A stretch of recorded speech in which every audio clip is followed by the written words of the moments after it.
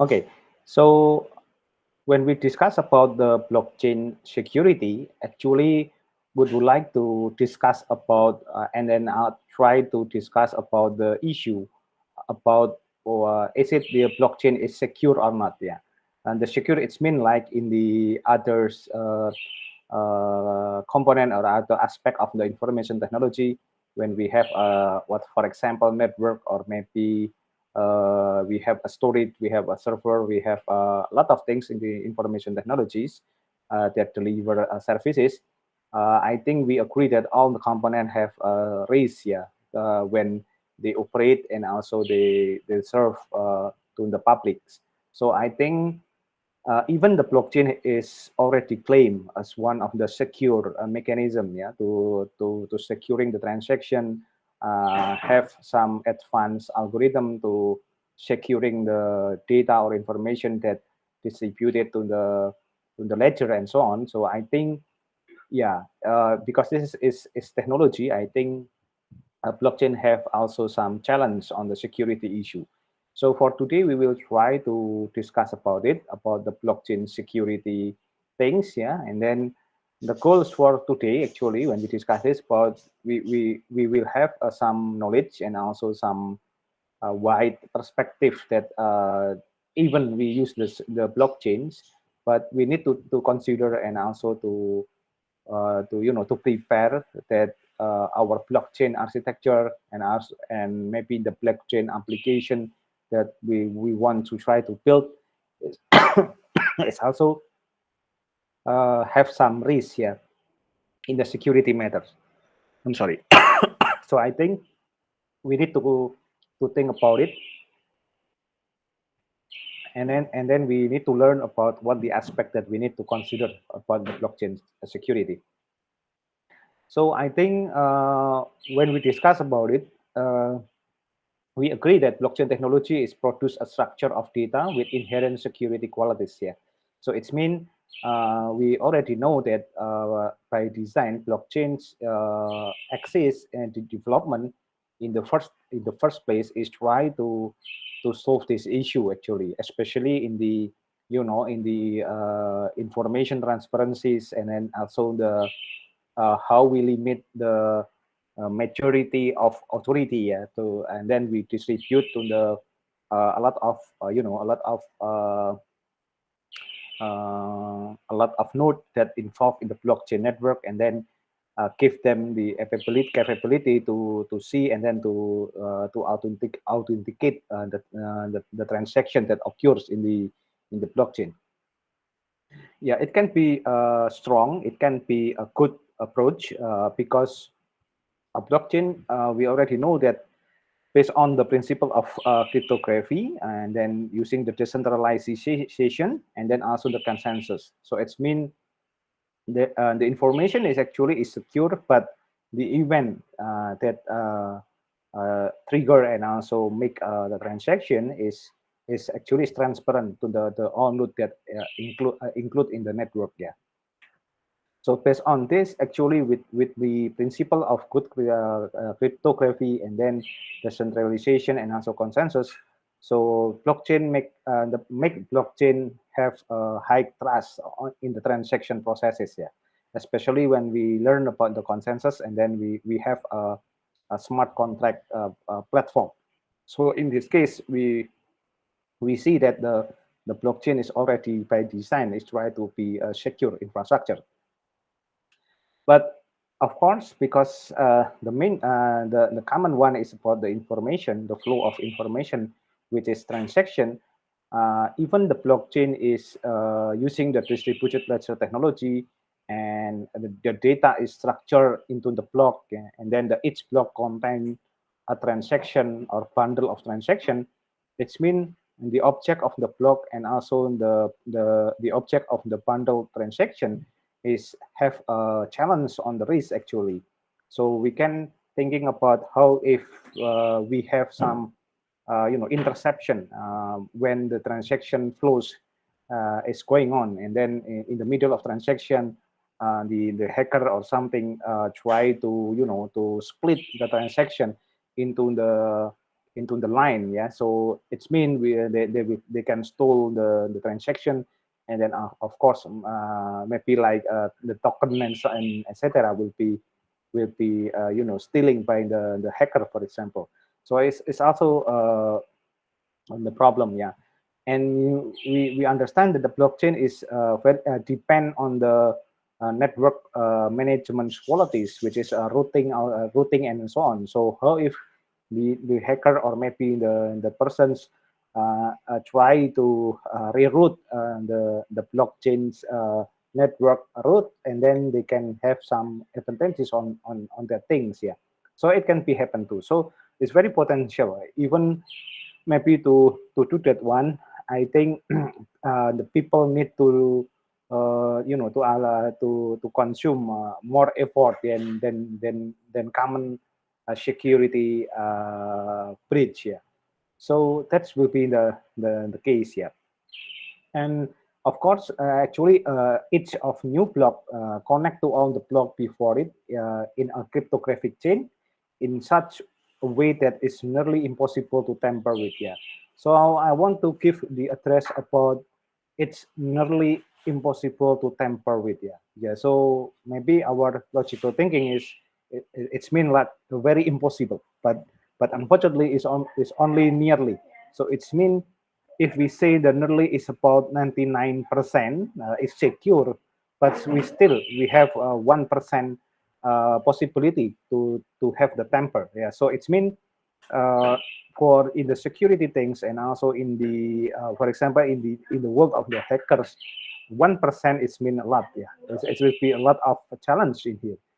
We have a lot of opportunity to do some security issue in here. So that would be happen. And I think we agree also that in the internet or maybe in the information technology in general, I think we also agree that there is no 100% security qualities or 100% secure. So even we let 1%, it's mean our infrastructure or our information technologies component is have the risk. Yeah.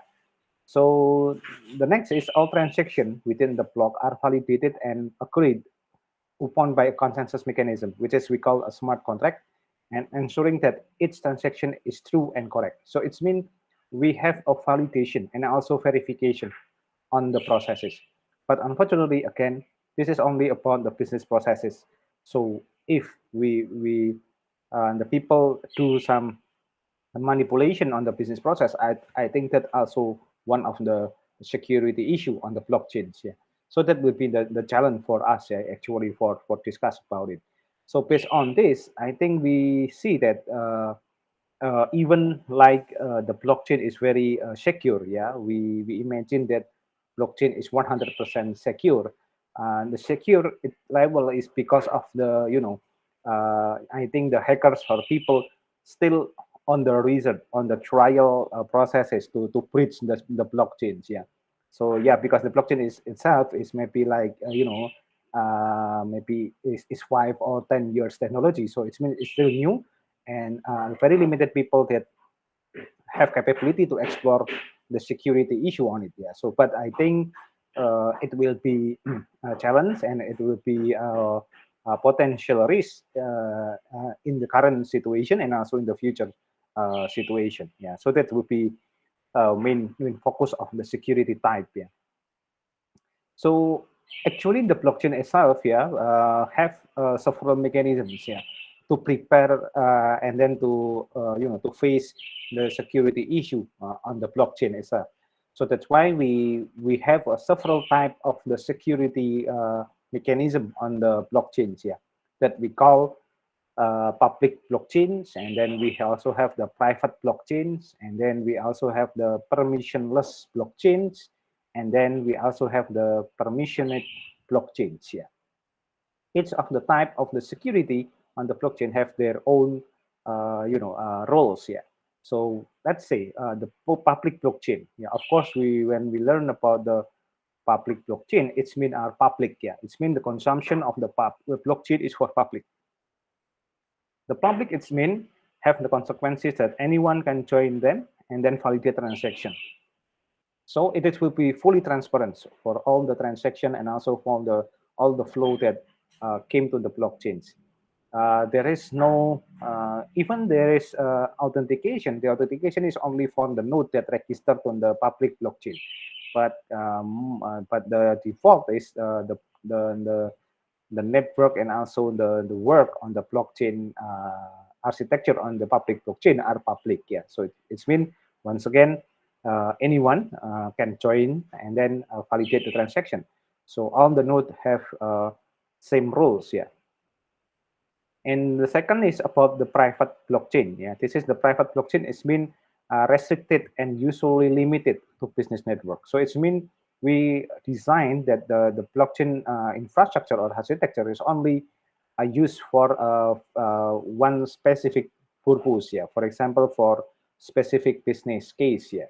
So in one company, for example, or maybe in one line of transaction, and also etc. So it can be like a single entity, yeah, in one organization or maybe in one business unit, or consortium. Consortium is it's mean like collaboration between several parties, yeah, and then we also do some control membership, yeah. So it's mean we deploy a membership mechanism to ensure that all that parties or person that join to the blockchain uh, is is already verified as members. Yeah, so that will be the private blockchains.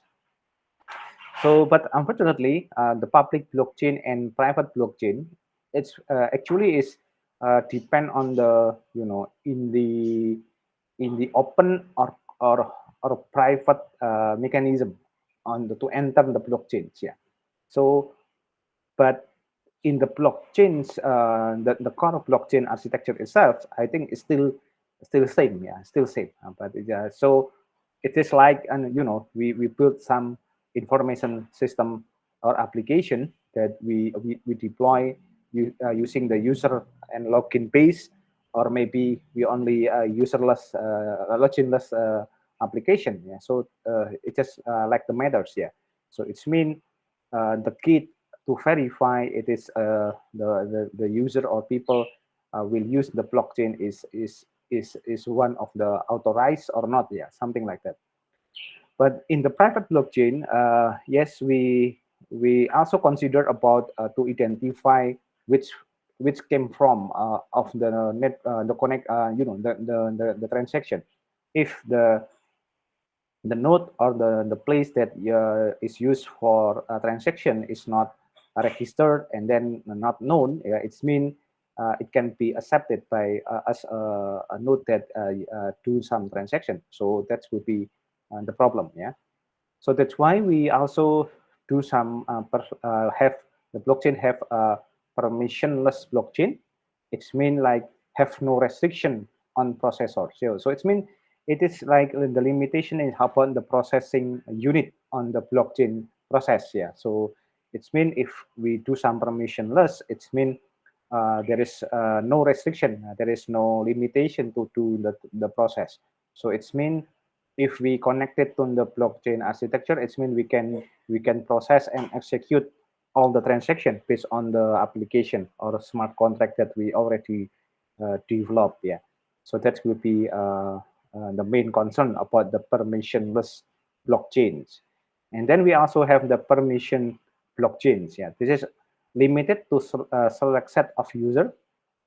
Select set it's mean like a group of user, and is already granted the granted identities and using certificate. Yeah, so it's mean like not only just a user and password things, but also we using the certificate to to identify and the user is granted to have access in the blockchain or not. Yeah, so it's mean we try to to approach on the security is very in the very specific processor, or maybe specific select set of user or a group of user. So that will be the challenge. Yeah, wait a minute.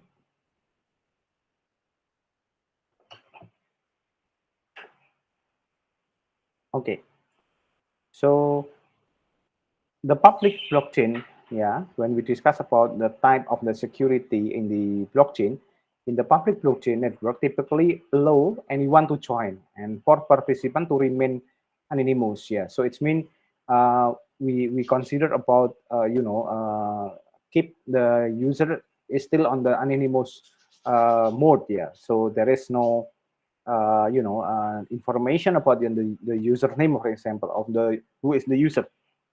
We try to not to to expose that one, yeah. And the public blockchain use internet connected computer to validate transaction and of course to achieve consensus, yeah. So that would be the public blockchain.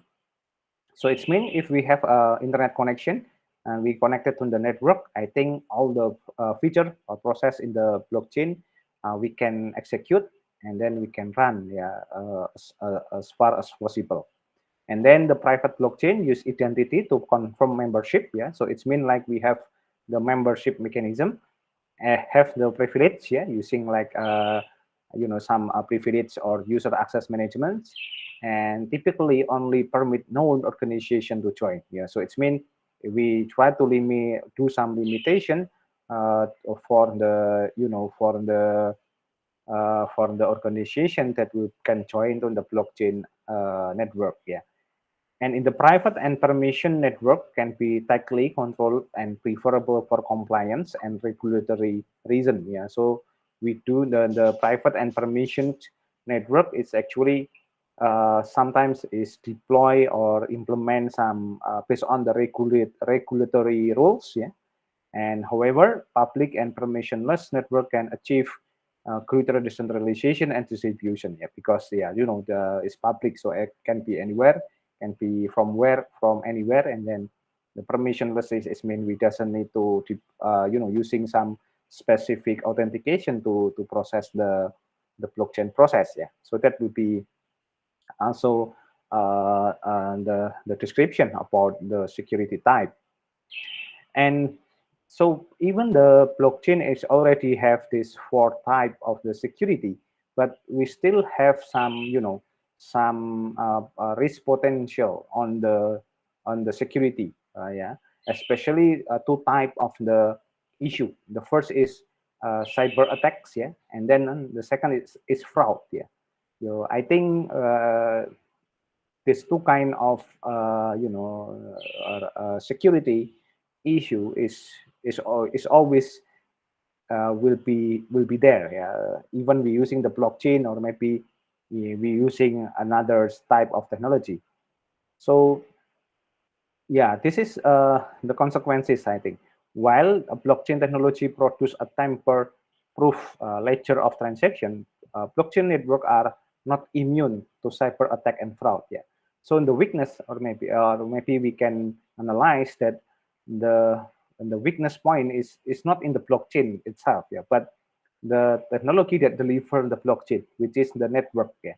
So because the network is not immune to cyber attack and fraud. Yeah.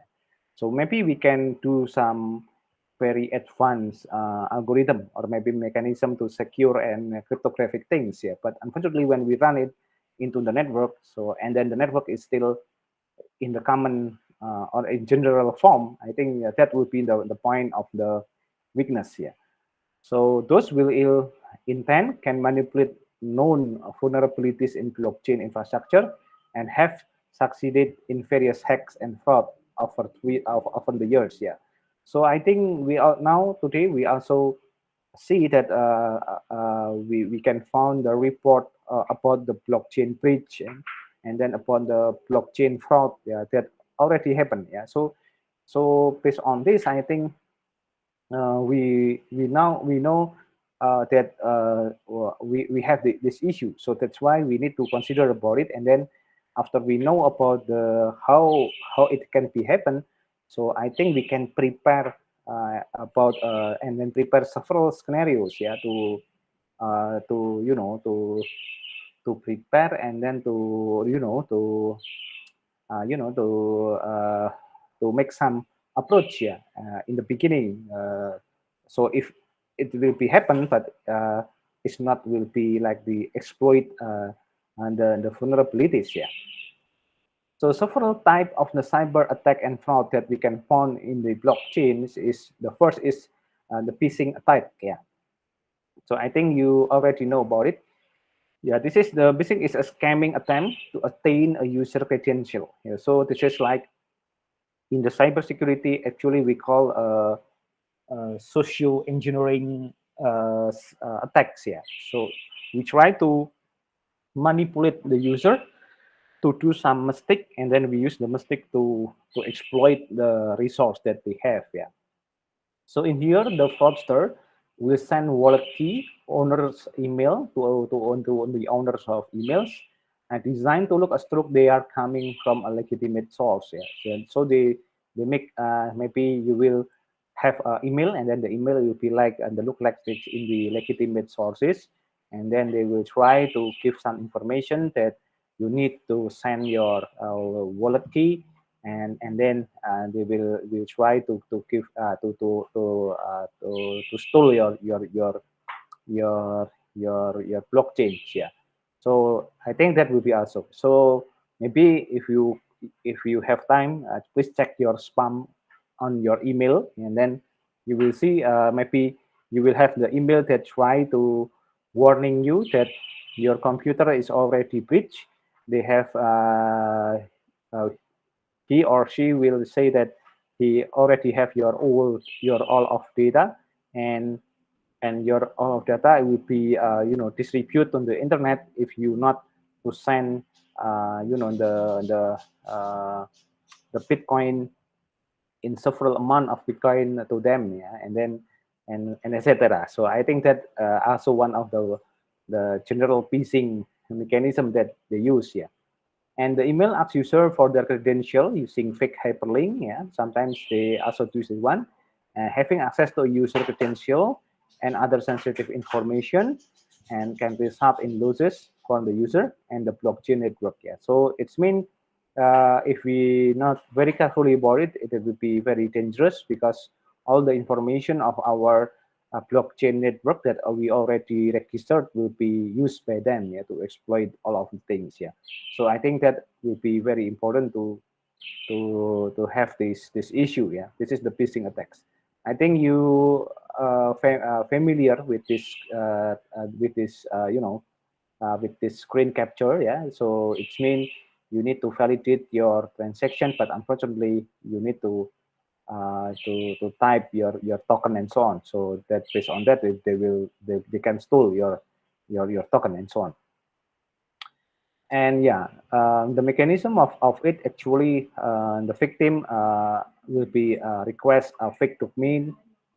uh, the malicious server that they already prepare will be record a credential that you store into the fake domain, and then the malicious reverse proxy server send request a crypto exchange. Yeah, and then the crypto answer malicious proxy server. So it means you will exploit and then manipulate by this malicious server to record all the credentials that you have, and then the malicious server will be use your credential to gather the value on the crypto server. Yeah, so that's mean the phishing mechanism is they will try to be like you, and then they use your credential to store all the information that you have.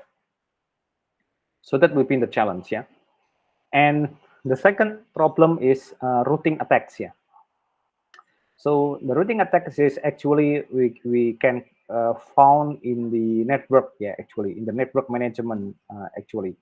So yeah, you know that blockchain really on real time. Yeah, and then have a large data transfer, and all this real time and large data transfer is work on on top of the network. Yeah.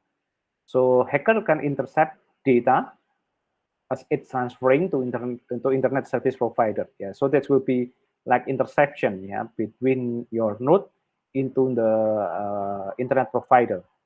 In a routing attack, yeah, blockchain participants typically cannot see the threat. Yeah, so everything looks normal. So everything it doesn't matters. Yeah, but unfortunately, behind the skin, fraudsters have extracted confidential data and currencies, of course. Yeah, so that will be in the routing attacks. Yeah. So this is the illustration how the the routing attacks is happen. Yeah. So for example, if you are the miners, yeah, and then you are doing the some mining, some Bitcoin mining, for example, you have a several node, and then you already have your mining token, and then your mining token is stored into the mining pool. But unfortunately, when the connection and your connection with others, Bitcoin or blockchain node that you try to to verify the transaction, do some distributed ledger and so on. Unfortunately, they will, we will steal the connection, yeah, and then try to get the information that flowing between the node, yeah, and then they will hijack your connection, and then yeah, they will do some, some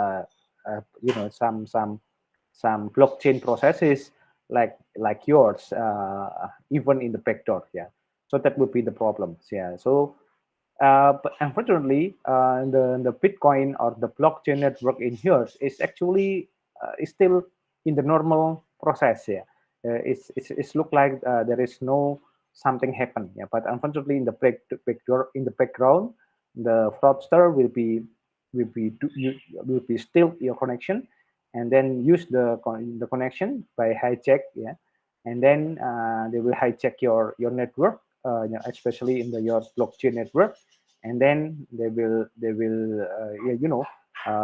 steal your credential information and data, and also the currencies. So that would be also happen. So I think several times ago, in the when we have a Bitcoin mining raising, I think a lot of accident happened like this one. So they stole the money from the Bitcoin token. Yeah, so that also the problems. Yeah.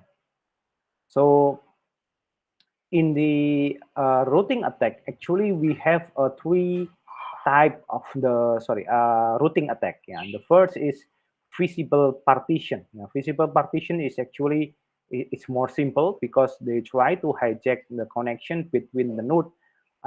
It's in the one in the one of the blockchain pooling. Yeah, so it's mean in one network. Yeah, so it's mean they try to do that one. Yeah, and then we also have the invisible partition because of intra connections. Yeah, because of the they do some crossing partition in here. Yeah, still connection in the crossing partition. So in here we see that they hijack directly from the one node into the second node and so on. But in here we do some intra connection. Yeah, maybe different location and also different network, something like that.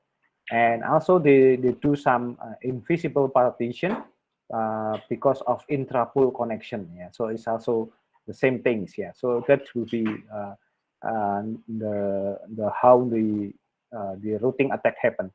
But the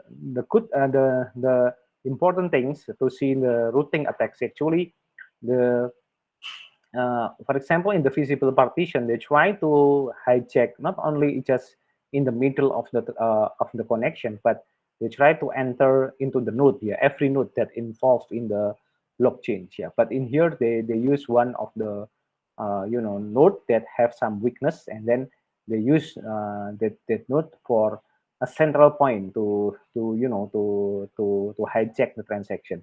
But in the other side, it's also do something, but using the intra-pool connection. So it's mean they try to do some in the very long range network. Yeah. And we also in the cyber attacks. Yeah. In cyber attack, hacker create and use many false network, yeah, identities to flood the network and crash the system. So in here it's like do some flooding mechanism on the network. Yeah, so they will try to create and make some many false network. Yeah, and then they can use that weakness. The symbol refers to a famous book character diagnosed with multiple identity disorder. Yeah, so they will create that one. So in here, the legitimate miners always follow the longest version of the chain as, as per the blockchain governance model. As a result, they will join the malicious miner on his chains. Yeah. So it's mean, uh, for example, if the legitimate miner we only have block 49 until 52. Yeah. But unfortunately, they will make some fake node and then make more longer, and then it is we have a for node in here. So in here that malicious miner broadcasts their longer version of the chain to other miners, and all previous transaction and wallet balance are now invalidated and replaced with the malicious chain, as it is now accepted as the longest. Yeah, so that would be they try to exploit the longest version of the chain. Yeah, so that would be the cyber attacks happen. Yeah. So we also have several type of the cycles attack. Yeah, we have the SA1. Yeah, this is we try to it's same actually, but when we have the longest node, yeah, they will try to do that one, and then we have the SA2. Yeah, and then we have the SA3. Yeah, so that will be will be the difference. Yeah. So in here that we see that they try to make some, if we remember in the network course that when we have a node, it's mean that the network will be try to transfer the data in the node, in every node with the very hopefully is very fast way. Yeah. But unfortunately to do that one, the very fast way is very depend on the longest node. Yeah. So they try to use that one they want to exploit that opportunity, to make some risk or and challenge on the security. And of course, we also have the another attack we call the 51% attacks here. This is the 51% attacks is the mechanism how mining require a vast amount of computing power, especially for large-scale public blockchains. Yeah. But unfortunately, a group of miner could really enough resources. They could attain more than 50% of a blockchain network mining power. So it's mean having more than 50% of the power mean having control over the ledger and the ability to manipulate it. Yeah. So it's mean the attacker will the fraudster will be try to have more than 50%, and then if they have the 50%, it's mean they can have some some opportunity to manipulate all things that happen in the blockchains. Yeah, so that will be the good one. So I think now you can see in the world many country and maybe organization try to be this one, the 51% mining power. So if they have that one, they will can manipulate the ledgers. Yeah, so that would be also the need you will to know. So the 51% attack actually is similar with the cyber attacks. Yeah. So if we have this one, so legitimate miner add block to the public blockchain by broadcasting them. Yeah.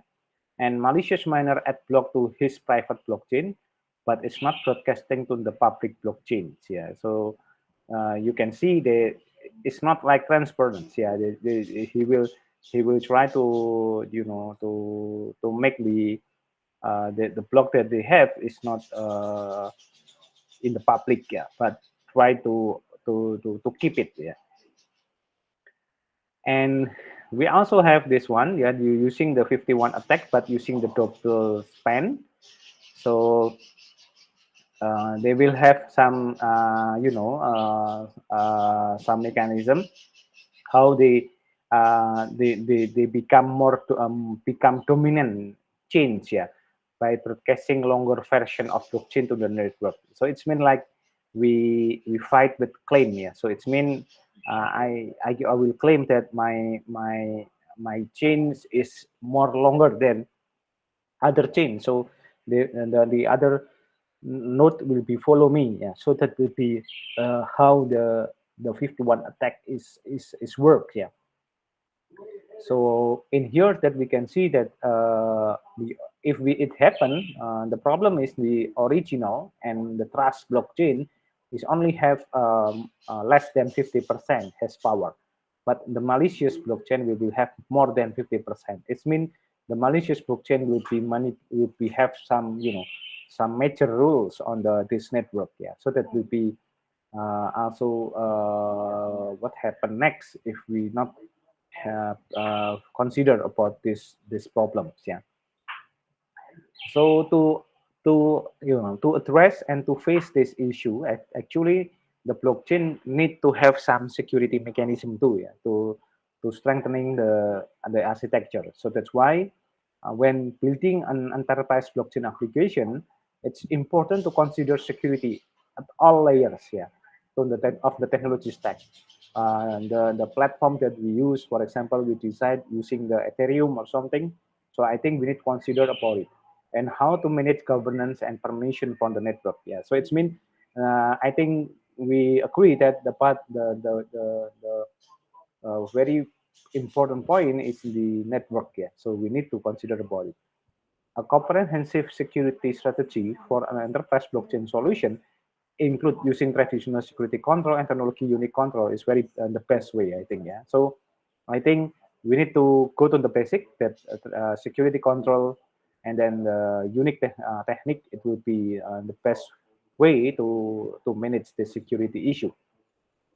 This is the best practice actually. Yeah, we have a several mechanism, so we can start from the deploying the identity and access management, and then we can go to the key management, and then manage the data privacy, build some secure communication, build some smart contract security, and also using the transaction endorsement. Yeah, several of the point is already discussed. Yeah, in the previous discussion.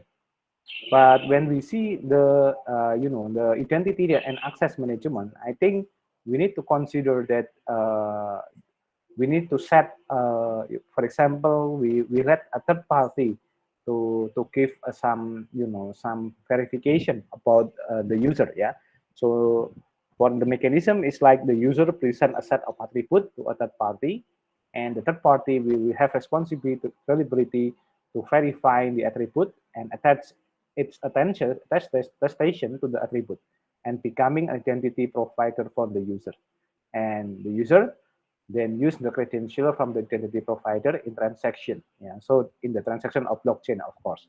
So that would be also one of the idea to use the identity management. But if we deploy in the blockchain, I think we can add some component about the identity management to strengthening the blockchain itself. Yeah, so it's mean we need to have some some access rule, yeah, from the user into the node, yeah, into the consensus of the smart contract, yeah, and then go to the blockchains. Yeah, but unfortunately we also we need also to have some access monitoring to analyze the behavior of the transaction. I think that also one of the important things. And then the blockchain will be supported by the identity store that is using for user identity data, and then we can use it for validate the transaction. And then we also have the access control to authenticate and evaluate policies. Yeah, so that will be one of the good point if we deploy the the security, yeah, in the especially in the identity management component. Yeah, so in here you can see that the important component is we need to deploy some access rule, and then user identity data will be stored into the identity database, for example, and then we also will be some rules that have some, for example, access, and then maybe do some transaction using the authenticate if I access control in here. Yeah, so that will be important. And then the access control will be used to do some query and then to append the decision and then other transaction on the blockchain. So we can do that one. Yeah, and then it will be more better if we have some access monitoring to analyze the behavior of the transaction. So the blockchain will be still in here. It will be one of the main component in here, but will be supporting by the identity management. And we also need to have some access management, yeah, that try to manage different user have a different access right. Yeah, so that would be important. So the important things is we can use some key, yeah, deploy some key to access the blockchains. Yeah, so it's not using the username and password anymore, but using the key as uh, as authentication tools. Yeah, to access the blockchain infrastructure and architecture. If we can see this one, I think you can say you can use the concept of the key management. Yeah, so it can be cloud based, it can be a server based key management, but I think the key management will be one of the important things here today. It's not only just for the blockchain, but also for many purpose in industry. Yeah, so I think we give some key management in here to access the blockchain, and then the security will be the key management will be will be facilitate and manage all the access to the network that we use for the blockchain smart contracts. Yeah, so that would be the good one. So if we see like we have a SAM, yeah, is one of the application on the key management concept, yeah, and architectures. And in here you can see that sometimes the architecture of the key management is also using the distributed key management architecture. It means we try to not only just facilitate and manage the key management in one single node, but we distribute to many nodes that can be involved in the blockchain security. Yeah, and this is the illustration too about how we can consider to have the key. Yeah, and then this is the how we also use some some endorsement approach on the blockchain. Yeah, it's mean we're using the some of the transaction the user on the node that want to use the blockchain before they can execute the process of the blockchain. They need to have some endorsement, yeah, or some recommendation. So sometime in the smart contract we consider to have this one, the endorsing peer.